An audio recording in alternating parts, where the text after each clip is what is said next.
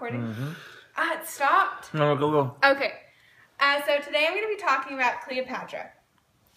What do you think when you hear the name Cleopatra? Usually when people hear the name Cleopatra, they often automatically associate with Egyptian ruler.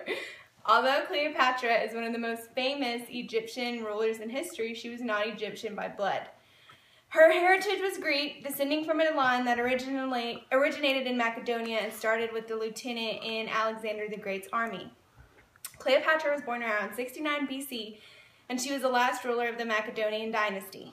According to an article about ancient Egypt by Evan Andrews, while Cleopatra was born in Alexandria, she was actually part of a long line of Greek Macedonians. The Platonic dynasty ruled Egypt from 323 to 30 BC. And most of its leaders remained largely Greek in its culture and sensibilities.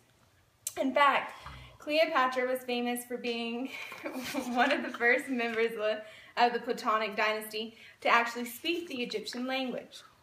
Her father was King Ptolemy IV, but not much is known about her mother.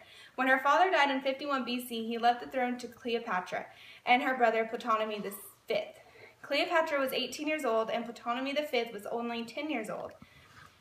When the two inherited the throne, Cleopatra assumed power. However, because she was driven out of Egypt by her brother, she fled to Syria. Trying to regain the throne, she assembled an army, and with the help of Julius Caesar, she defeated her brother and claimed the throne herself. She was a very powerful and wise pharaoh. She studied many subjects such as philosophy, literature, art, music, and medicine. She also spoke 6 different languages, and those languages being Aramaic, right? Egyptian, Ethiopic, Greek, Hebrew, and Latin. There you go. That page. Hush. To be a female ruler at that time was an accomplishment in and of itself. Queen Cleopatra is one of the most popular queens and the last pharaoh of Egypt. In her lifetime, she made several contributions to her empire and proved herself as an independent ruler, determined to fight for her country in a world dominated by men. She accomplished many things during her reign and made evident her competence as monarch of Egypt. Cleopatra influenced Roman Egypt because she made Egypt wealthier and more powerful. While the Romans were trying to conquer Egypt, Queen Cleopatra did all she could to keep it from them.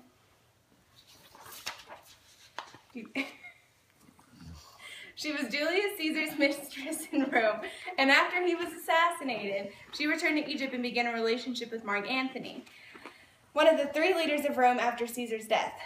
According to an article on historic figures by the BBC, to 41 BC, Mark Antony, at that time in dispute with Caesar's adopted son Octavian over the succession to the Roman leadership, began both a political and romantic alliance with Cleopatra. They subsequently had 3 children, 2 sons and a daughter.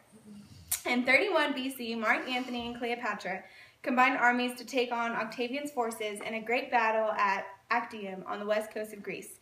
The clash, however, proved to be a costly effect for the Egyptians, forcing Antony and Cleopatra to flee back to Egypt. Antony soon returned to the battlefield, where he was falsely informed that Cleopatra had died. Upon hearing the news, the despondent Roman leader committed suicide by stabbing himself. Cleopatra followed her lover's demise by ending her life as well by being bitten by an Egyptian cobra. She died on August 12, 30 BC. The two were buried together, so they had wished, and Egypt became a province of the Roman Empire. According to N.S. Gill, an ancient history expert, the story is that she took an asp to her breast and let the poisonous snake bite her. She was famous for marrying Mark Antony, who was a very important Roman politician and general. This marriage was said to be her way of keeping peace between Rome and Egypt. It was when she died that the Romans were able to conquer Egypt. That is why she was the last pharaoh of independent Egypt. Cleopatra's story resonates because of what she represented in such a male-dominated society. In an era when Egypt was ruled by an internal and external battles, Cleopatra held the country together and proved to be as powerful a leader as any of her male counterparts. Interesting, right? What's BC? Before Christ. I just wondered, can you